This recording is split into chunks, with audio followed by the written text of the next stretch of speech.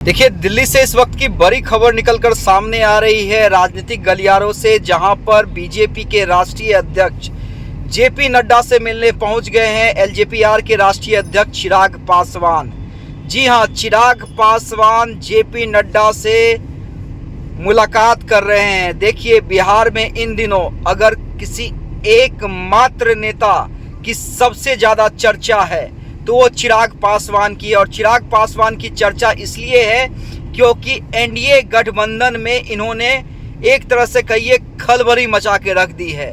नीतीश कुमार को समझ में नहीं आ रहा है कि उनके जीजा अरुण भारती का जो अटैक होता है वो किस पे होता है और इसका नुकसान चुनाव में क्या वाकई उठाना पड़ेगा।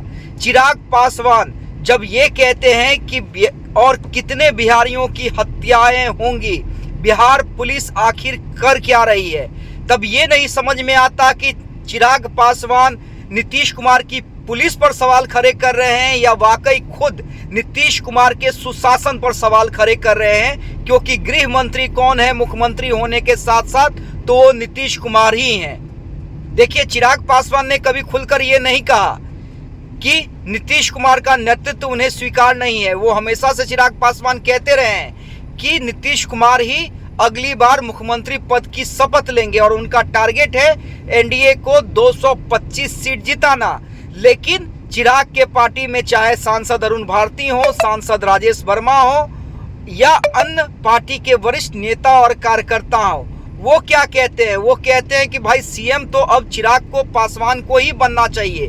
नीतीश कुमार ने जो करना था विकास वो कर लिया, अब इबारत किसे बनानी है तो चिराग पासवान को बनानी है।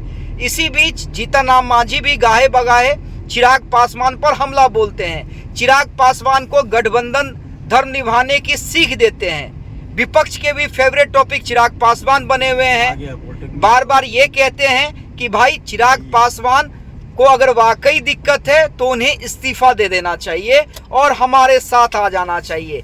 लेकिन इसी बीच देखिए, हर कोई जानता है कि चिराग पासवान की इच्छा जो है वो एनडीए के अंदर ज़्यादा से ज़्यादा सीटों पर चुनाव लड़ने की है, ताकि अगर वो किंग ना बन सके तो किंग मेकर बनकर जरूर उभरे। यही कारण है कि हर जगह वो रैली कर रहे हैं, सम्मेलन कर रहे हैं, चाहे शाहबाद की बात करें या फिर छपरा राजगीर की बात करें, मुंगेर में भी उनकी रैली होने वाली है। ज़्यादा से ज़्यादा सीट पर एलजेपीआर चुनाव लड़ना चाह रही है। खुद प्रदेश अध्यक्ष राजू तिवारी कह चुके हैं कि हर जिले में उनकी मजबूत तैयारी है। इसी बीच बड़ी खबर निकलकर सामने आ रही है, बीजेपी के राष्ट्रीय अध्यक्ष जेपी नड्डा से चिराग पासवान मुलाकात कर रहे हैं। क्या कुछ बात होती है? क्या वाकई अब नेतृत्व बदलाव पे बात करते हैं चिराग पासवान, या ज़्यादा से ज़्यादा सीटों को लेकर बात होती है? कौन से सीट पर चुनाव लड़ना चाह रही है चिराग पासवान की पार्टी, उस पे बात होती है? जेडीयू को कितनी सीट छोड़नी पड़ेगी, बीजेपी को कितनी सीट छोड़नी पड़ेगी?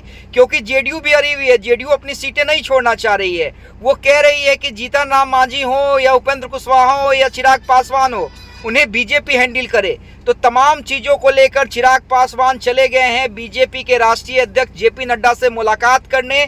अब देखिए दिल्ली से क्या कुछ निकलकर सामने आता है इस मुलाकात के बाद। हालांकि तमाम कंट्रोवर्सी पे चिराग पासवान की पार्टी के लोग तो बोलते हैं, लेकिन चिराग पासवान ने अभी तक खामोशी की चादर ओढ़ रखी है। तो मुलाकात के बाद क्या कुछ सामने निकल के आता है वो भी हम बताएंगे।